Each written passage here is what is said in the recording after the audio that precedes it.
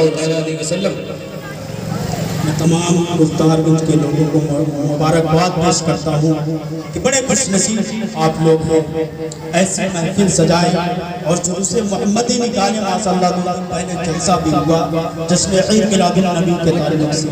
میرے آقا کا یہی پیغام ہے کہ میرے آقا کا جو مشن تھا، آپ کا جو مشن تھا، اس مشن کو ہم اور آپ عام کر دیں، اسے پھیلائیں، اور جو اسوہ اسرا میرے سرکار کا ہمیں اور آپ کو اس پر عمل کرنی چاہیے۔ حضرات، قرآن مقدس کی جو میں نے آیت کریمہ پڑھی، وَمَا أَرْسَلْنَاكَ إِلَّا رَحْمَةً لِّلْعَالَمِينَ، اے محبوب ہم نے آپ کو سارے جہان کے لیے رحمت بنا کر بھیجا۔ اب یہ قرآن یہ آیت کریمہ صرف مسلمانوں کے لیے رحمت نہیں بتا رہی ہے، بلکہ ہر انسان کے لیے، چاہے وہ غیر مسلم ہو، چاہے مسلمان ہو، چاہے کسی دھرم کا ہو، میرے آقا سب کے لیے رحمت بن کر آئے ہیں۔ اس دہشت آپ سمجھیے، میرے آقا سب کے لیے رحمت بن کر آئے ہیں، تو اس وجہ سے میرے آقا جب رحمت بن کر آئے ہیں، سب کو فائدہ دے رہے ہیں، تو ہمیں بھی چاہیے کہ ہم اپنے آقا کے مشن کو اور آگے بڑھیں۔ ذرا غور و فکر کیجیے، تبیع اول حمیری نام کا ایک بادشاہ یمن، بہت بڑا بادشاہ، اور وہ دورے پر نکلا، اور جب دورے پر نکلا تھا 1 2 یا 10 50 لوگ اس کے قافلے میں نہیں تھے اس کے ساتھ۔ کتابوں میں آتا ہے کہ 1000 علماء کرام تھے اس کے ساتھ، عالم دین تھے، اور 1,35,000 جو اور سواریوں پہ سوار تھے، اور بائبل 1 لاکھ تقریباً 13۔ جب اس کا قافلہ تبیع اول حمیری کا مکے میں پہنچتا ہے، جب مکے میں پہنچتا ہے تو مکے سے کوئی نہیں ملتا ہے اس کے قافلے کو دیکھنے کے لیے۔ اب یہ سوچتا ہے کہ کیا بات ہے، مجھے دیکھنے کے لیے کوئی نہیں نکلتا ہے، ورنہ مجھے دیکھنے کے لیے، میرے قافلے کو دیکھنے کے لیے، میری عزت و تکریم کرنے کے لیے ہزاروں ہزار کے لشکریں ہو رہے ہیں۔ اب ذرا غور و فکر کیجیے، تو کسی نے کہا یہ مکہ کی سرزمین ہے، یہاں اللہ کا گھر کعبہ ہے، اور یہاں پر لوگ اس کی زیارت کے لیے آتے ہیں، اور اس کی زیارت کر کے جاتے ہیں، اور جو یہاں کے باشندے ہیں، باہر کے لوگ آتے ہیں تو ان کو عزت و تکریم بھی دیتے ہیں، ان کو نذرانہ بھی پیش کرتے ہیں۔ اب ذرا غور و فکر کیجئے، یہ انہی کے دیوانے ہیں۔ اس کے بعد جب یہ سنتا ہے تو اپنے دل میں یہ نیت کرتا ہے کہ میں اس اللہ کے گھر کو نیست و نابود کر دوں، ڈھا دوں گا۔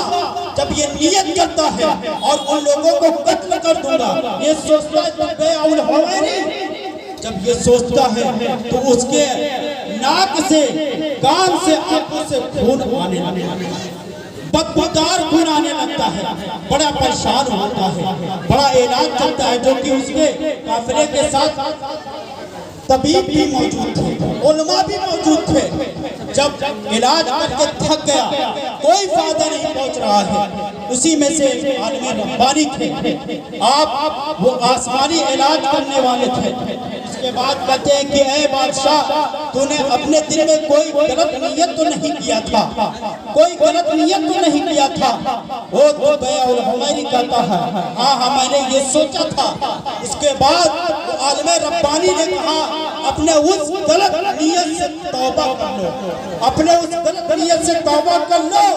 اس کے بعد تبیع اول حمیری اپنے اس غلط نیت سے توبہ کر لیتا ہے، جو کان، ناک اور آنکھوں سے خون ہوتا تھا بدبودار، وہ خون بند ہو جاتا ہے۔ ذرا غور و فکر کیجئے، پھر یہی قافلہ جب مدینہ کی سرزمین پر پہنچتا، ابھی مدینہ کا وہاں پر باشندے زیادہ نہیں ہیں، جب قافلہ پہنچتا ہے تو جو علماء کرام تھے، 40 کتابوں میں آتا ہے ایسے علماء یا 400 علماء، جب مدینہ کے اس قریب میں پہنچے اور مٹی کی سونگتے ہیں تو کہتے ہیں یہاں تو میرے آقا کا مسکن ہے یا رہنے کی جگہ ہے۔ اس کے بعد وہ ارادہ کر لیتے ہیں کہ اب ہم یہاں سے نہیں جائیں گے، اور تبیع اول حمیری ان 400 علماء کے لیے وہیں پر مکان بنا تھا۔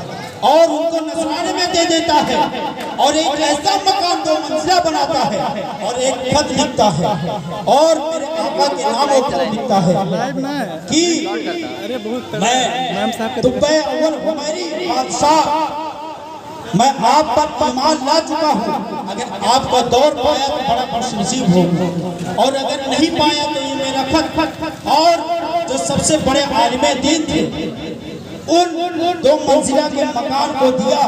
اس کے بعد اسی طریقے سے یہ خط کہا گیا کہ نسلاً بعد نسل ایک دوسرے تک پہنچنا چاہیے۔ اب ذرا غور و فکر کیجئے، میرے آقا کے نام سے وہ خط لکھا گیا تھا اور کہا میں ایمان لا چکا ہوں اور آپ کو سچا رسول مانتا ہوں اور جو آپ پر کتاب نازل ہونے والی ہے اس پر بھی میرا ایمان ہے۔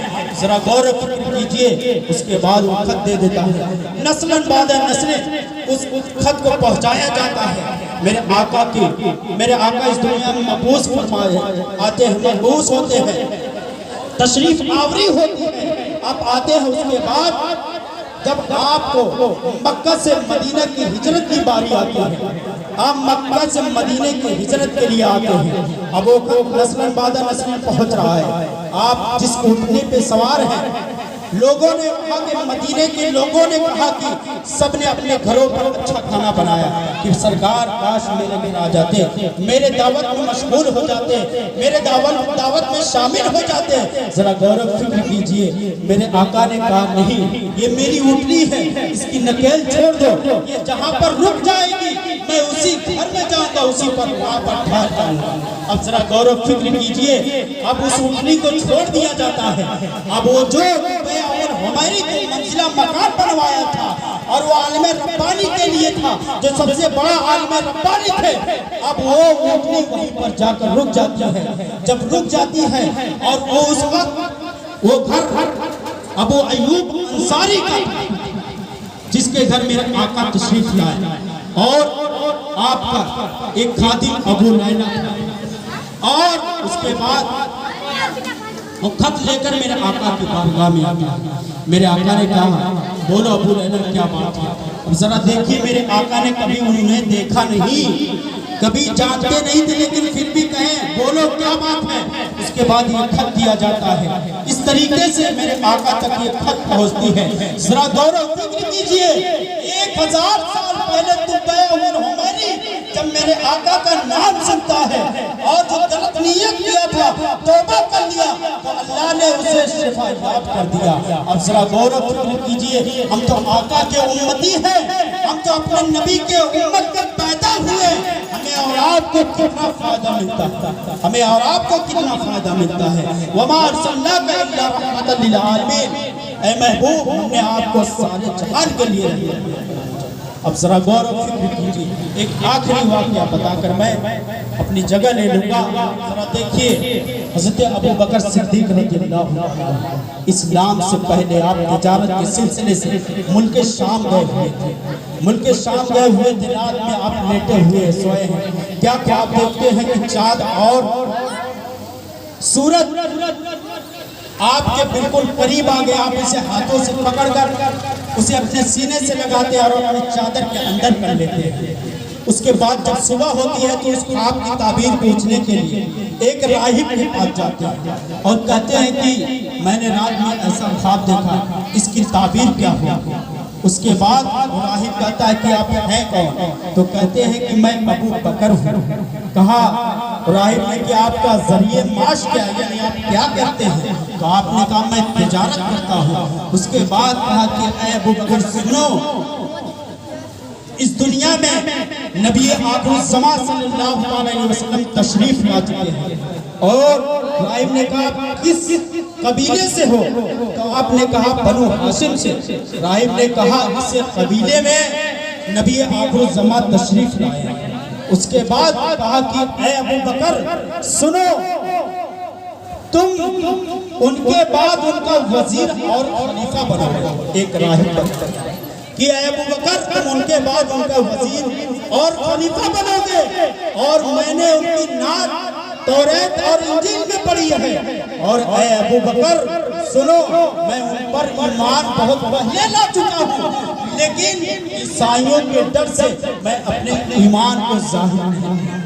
ذرا غور و فکر کیجئے، ایک راہب میرے آقا کی نعت اور توصیف کرتا ہے، واقعات میں پڑھتا ہے، تو وہ بھی ایمان لے کر آتا ہے۔ اس کے بعد ابو بکر صدیق رضی اللہ تعالیٰ عنہ کے دل کے اندر اب بے چینی پیدا ہوتی ہے۔ آپ ملک شام سے مکہ آتے ہیں، جب مکہ آتے ہیں اس کے بعد میرے آقا کی بارگاہ میں جاتے ہیں اور کہتے ہیں اے ابو بکر بتاؤ کیا ہے۔ اس کے بعد حضرت ابو بکر صدیق نے کہا کہ یا رسول اللہ مجھے کوئی معجزہ دکھائیے، معجزہ دکھائیے تو میں آپ پر ایمان لاؤں۔ اس طریقے سے میرے آقا سے ابو بکر صدیق رضی اللہ تعالیٰ عنہ کہتے ہیں، میرے آقا نے کہا ہے ابو بکر جو ملک شام میں تم نے خواب دیکھا تھا یہ کیا کوئی میرا معجزہ نہیں ہے؟ ذرا غور و فکر کیجئے، میرے آقا کہہ رہے کہ اے ابو بکر جو تم نے ملک شام میں خواب دیکھا تھا کیا یہ کوئی میرا معجزہ نہیں ہے؟ اس کے بعد حضرت ابو بکر صدیق نے کہا یا رسول اللہ سچ فرمایا آپ نے، ہم آپ پر ایمان لاتے ہیں، آپ کلمہ پڑھتے ہیں۔ اے مسلمانوں ذرا غور و فکر کرو، گفتار گنج کے سنی مسلمانوں ذرا غور و فکر کرو، جب میرے آقا کی نعت اور توصیف ایک راہب پڑھتا ہے تو ایمان لاتا ہے۔ ہم اور آپ تو آقا کے امتی ہیں، ایمان والے ہیں، ان کے غلام ہیں، ہمیں کتنا فائدہ پہنچتا ہوگا، اور ہم جتنی اچھی لگاؤ اپنے آقا سے رکھیں گے اتنا ہی ہمیں اور آپ کو فائدہ پہنچے گا۔ اللہ تبارک و تعالیٰ کی بارگاہ میں دعا کہ میں نے جو بیان کیا، بیان کرنے میں کسی طریقے کی کوئی لغزش ہو گئی تو اللہ اپنے حبیب کے صدقے طوفان میں معاف فرما دے۔ وآخر دعوانا الحمدللہ رب العالمین۔ نعرہ تکبیر، اللہ اکبر، نعرہ رسالت، یا رسول اللہ، عید میلاد النبی، زندہ باد، کی آمد، مرحبا، کی آمد، مرحبا، یاسی کی آمد، مرحبا، مدثر کی آمد، مرحبا، مزمل کی آمد، مرحبا، جلوس محمدی زندہ باد، جلوس محمدی زندہ باد، تکبیر، اللہ اکبر، نعرہ رسالت، یا رسول اللہ صلی اللہ علیہ وسلم۔